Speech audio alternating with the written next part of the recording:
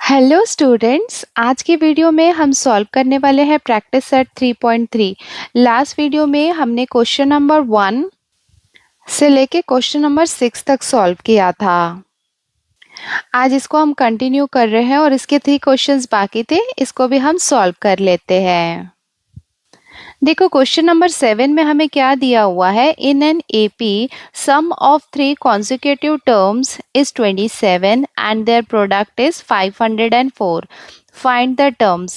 Assume that 3 consecutive terms in AP are A minus D, A plus D.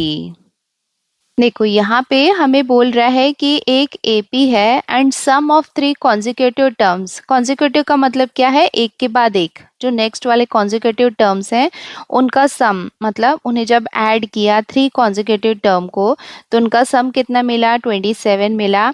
और उनका product, अगर वो 3 consecutive terms को हम मल्टीप्लाई कर रहे हैं तो प्रोडक्ट कितना मिल रहा है, 504 मिल रहा है।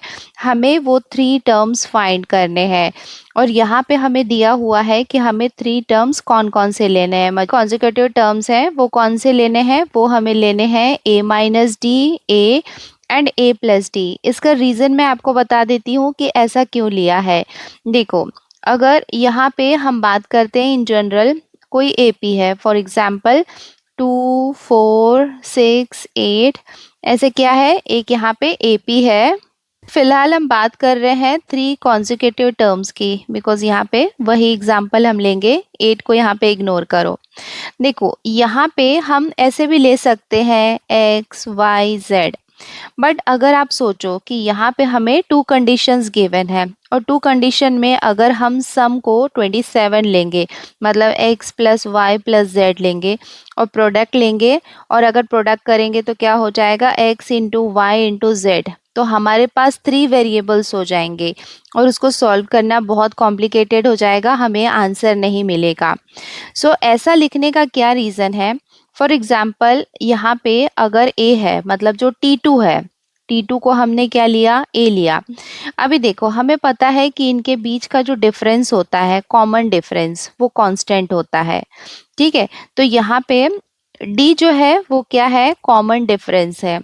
तो अगर हम यहाँ से यहाँ पे जाएंगे, हमें T2 से T1 में जाना है, तो हम क्या करते हैं, T2 माइनस T1 करते हैं, तो वो क्या होता है, कॉमन डिफरेंस होता है। इसका मतलब ये वाला जो टर्म होगा वो क्या हो जाएगा, A माइनस डी। ए क्या है, टर्म 2 है। अगर टर्म 2 में से डिफरेंस को हम माइनस कर देंगे तो हमें क्या मिलेगा, ये फर्स्ट टर्म मिलेगा। देखो यहाँ पे मैं एग्जाम्पल के साथ बताती हूँ, जैसे कि ए यहाँ पे क्या है, 4 है, इसमें से हमने माइनस किया डिफरेंस को, तो हमें कितना मिला, 2 मिला। इसका मतलब A माइनस डी जो है वो क्या हो जाएगा, 2 हो जाएगा। दैट्स वाई यहाँ पे जो फर्स्ट टर्म है T1, उसको क्या लेने बोल रहा है, A माइनस डी। ए हो जाएगा इसका टर्म 2, और यहाँ पे A प्लस डी ये हमने क्यों लिया है, देखो बिकॉज अगर हमने A लिया प्लस डी, मतलब डिफरेंस को यहाँ पे ऐड किया है। A यहाँ पे कितना है, देखो 4 है, प्लस डिफरेंस कितना है, 2 का डिफरेंस है, तो देखो ये आ रहा है ना थर्ड टर्म के इक्वल। दैट्स वाई अगर हम क्या करेंगे, डिफरेंस को ऐड करेंगे तो हमें थर्ड टर्म मिलेगा, डिफरेंस को माइनस करेंगे तो फर्स्ट टर्म मिलेगा। दैट्स वाई यहाँ पे इस फॉर्मेट में लिया गया है। अब हम स्टार्ट करते हैं इसका सॉल्यूशन। सो हमने यहाँ पे लिख लिया, let the 3 consecutive terms be A minus d, A and A plus d. ये हमें क्वेश्चन में गिवन है। नाउ अब जो हमें कंडीशन गिवन है वो हम लिख लेते हैं according to the first condition. First condition हमें क्या दिया हुआ है कि जो 3 consecutive टर्म है उनका सम कितना है, 27 है। सम है, इसका मतलब हम ऐड कर लेते हैं। देखो फर्स्ट टर्म क्या है, A minus d, plus second term क्या है, A प्लस थर्ड टर्म क्या है, A plus d, equals to, इसका सम कितना है, 27 है।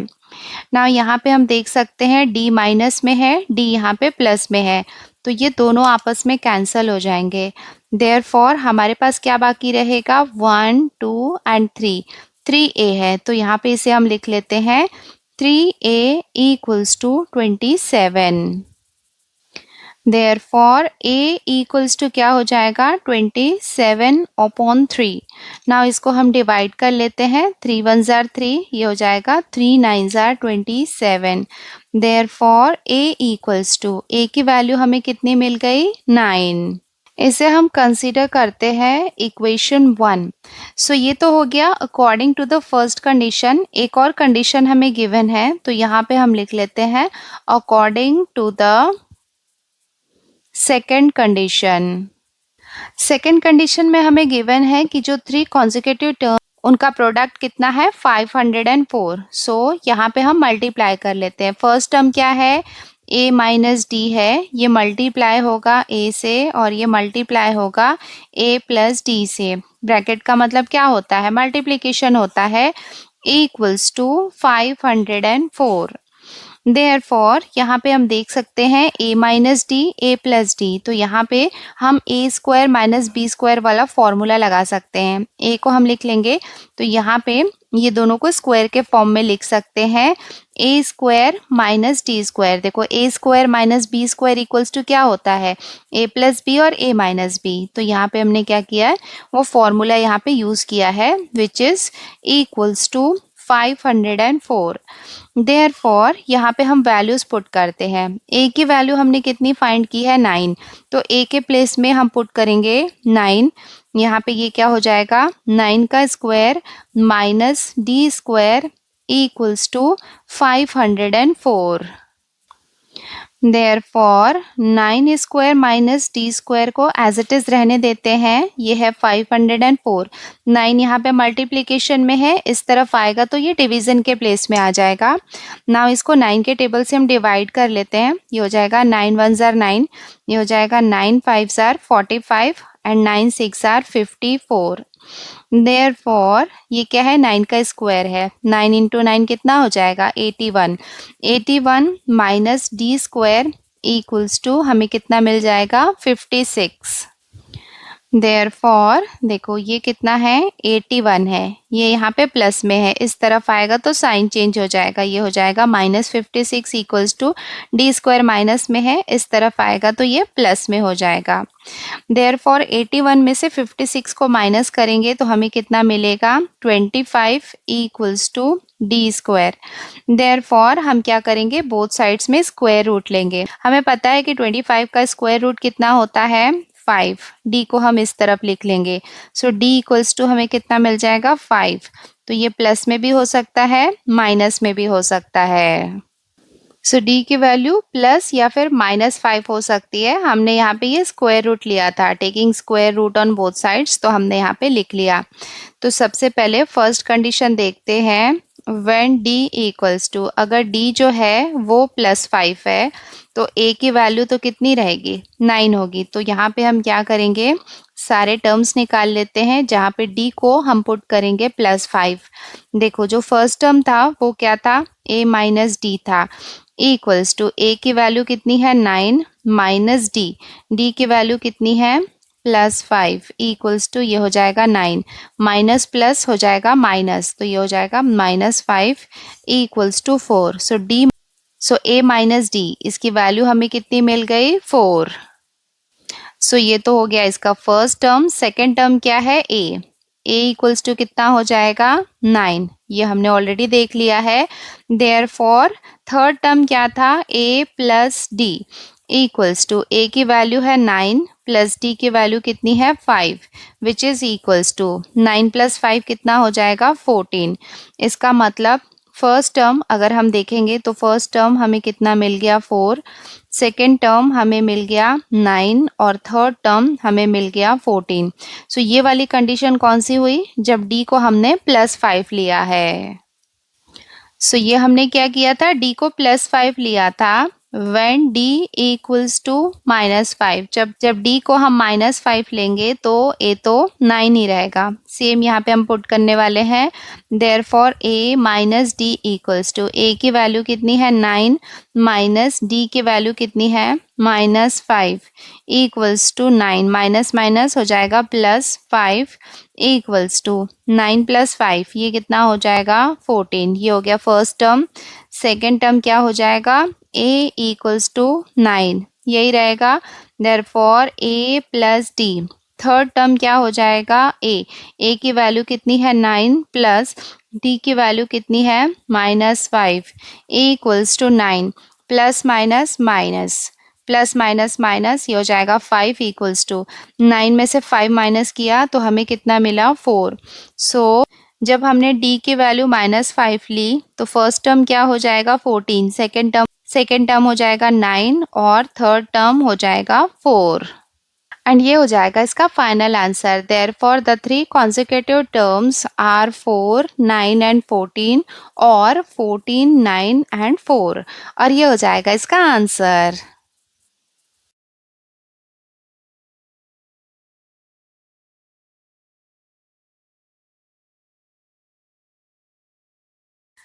अब हम सॉल्व करते हैं इसका क्वेश्चन नंबर 8। यहाँ पे हमें दिया हुआ है find 4 consecutive terms in an AP whose sum is 12 and sum of third and fourth term is 14।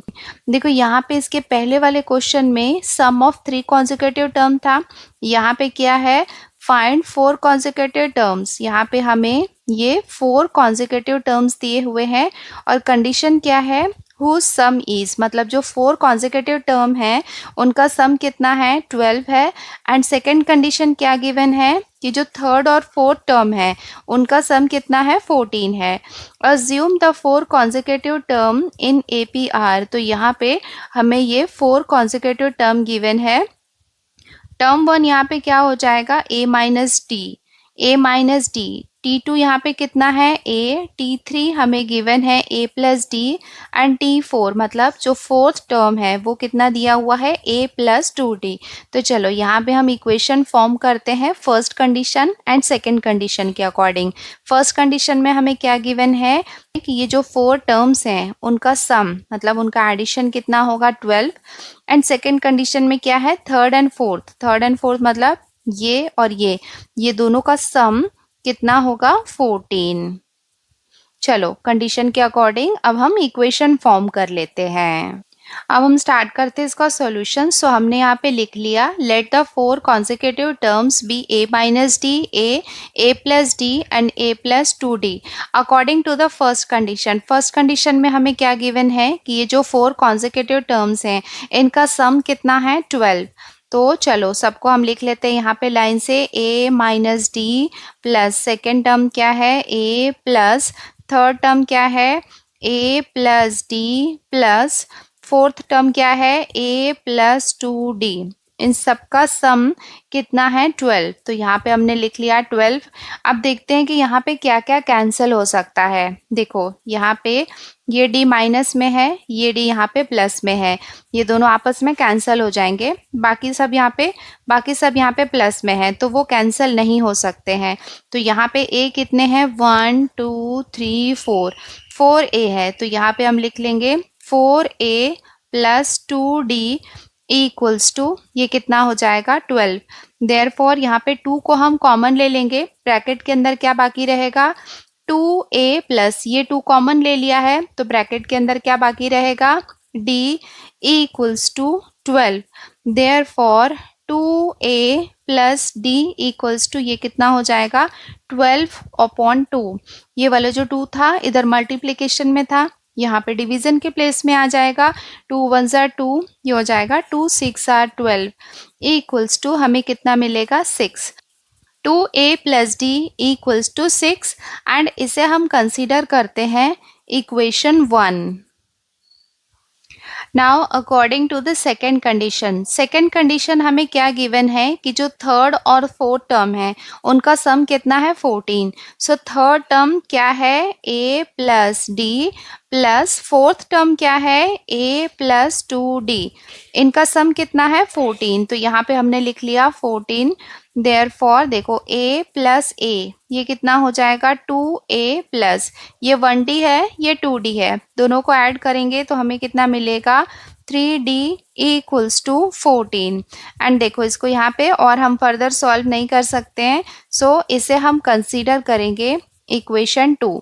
देखो अब इक्वेशन 1 एंड 2 को हम सॉल्व कर लेते हैं। यहाँ पे 2a है, यहाँ पे 2a है, ये दोनों आपस में कैंसिल हो सकते हैं, दोनों प्लस में है, तो इस कंडीशन में हम क्या करेंगे, सब्ट्रैक्शन।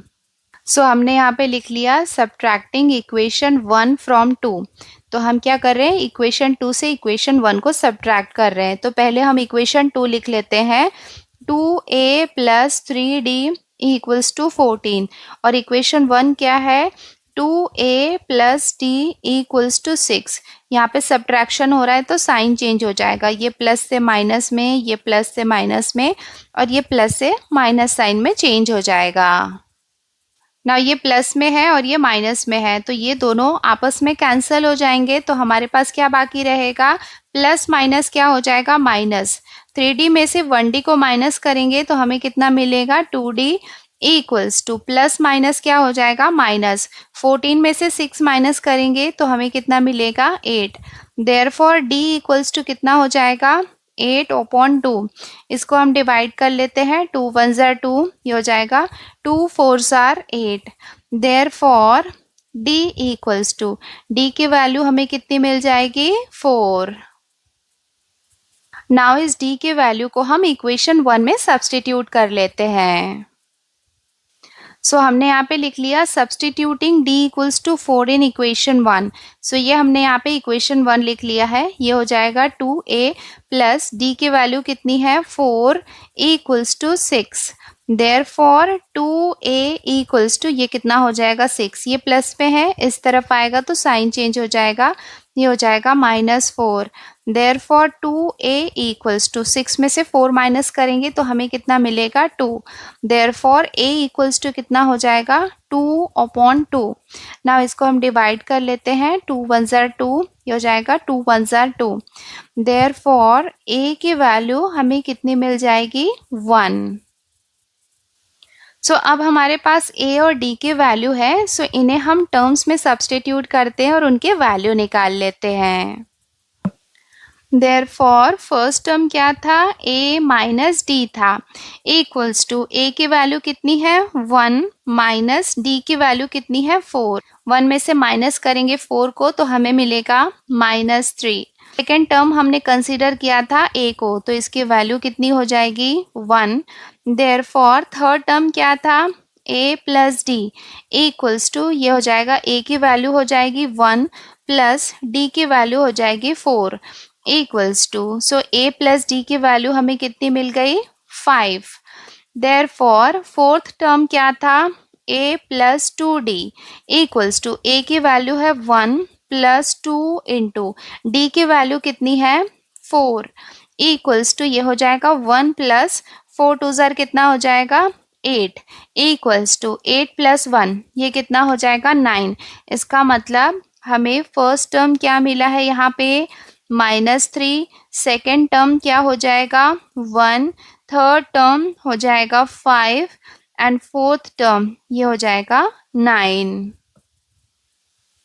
और ये हो जाएगा इसका final answer. Therefore the 4 consecutive terms are -3 1 5 and 9, और ये हो जाएगा इसका आंसर।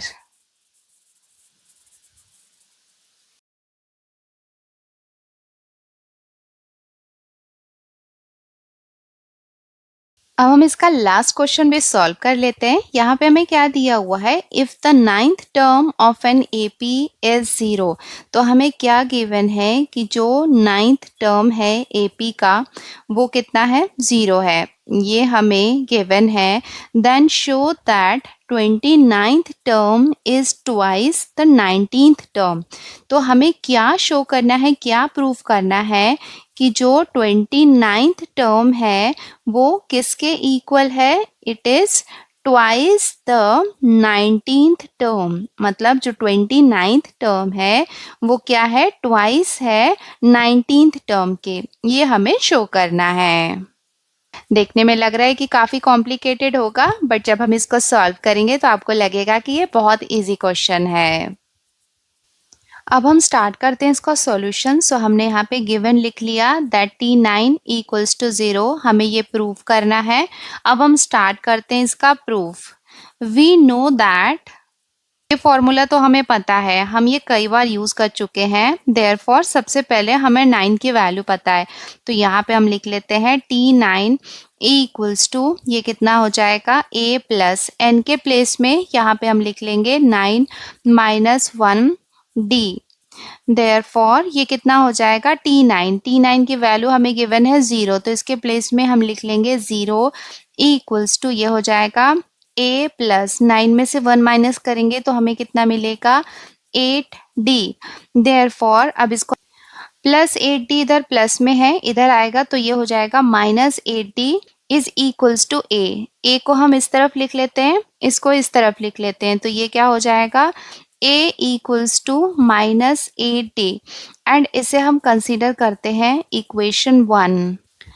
ऑल्सो जैसे कि हमने यहाँ पे T9 की वैल्यू पुट की थी, वैसे ही अब हम T19 की वैल्यू पुट करते हैं। T19 इक्वल्स टू कितना हो जाएगा, फॉर्मूला क्या है a प्लस n के प्लेस में हम पुट करते हैं 19 माइनस 1d।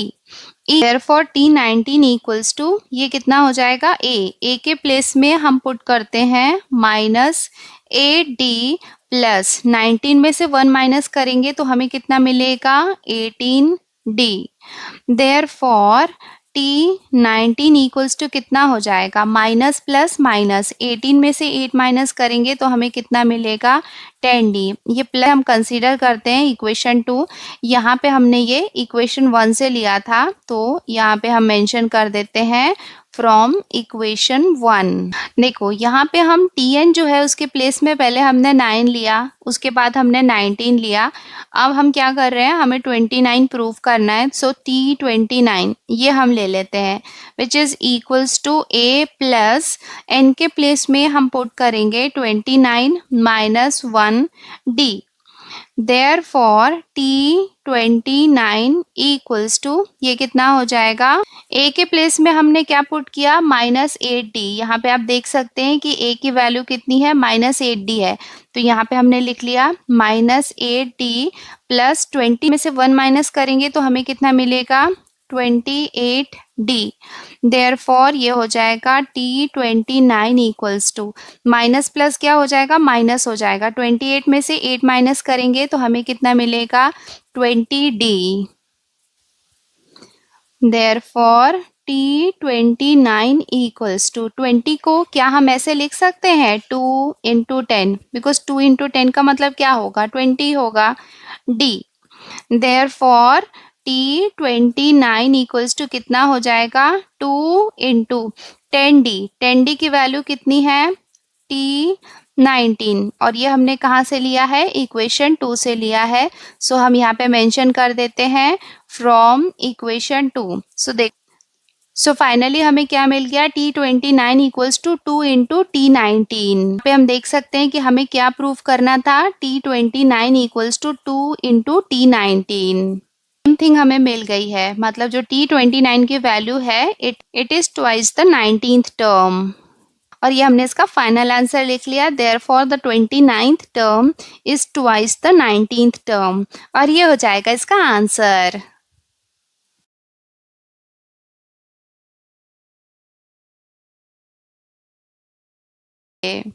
सो बच्चों, इसके साथ ही हमने प्रैक्टिस सेट 3.3 को कंप्लीट कर लिया है। बहुत इजी प्रैक्टिस सेट है, इसमें आपको पूरे फुल मार्क्स मिलने के चांसेस है।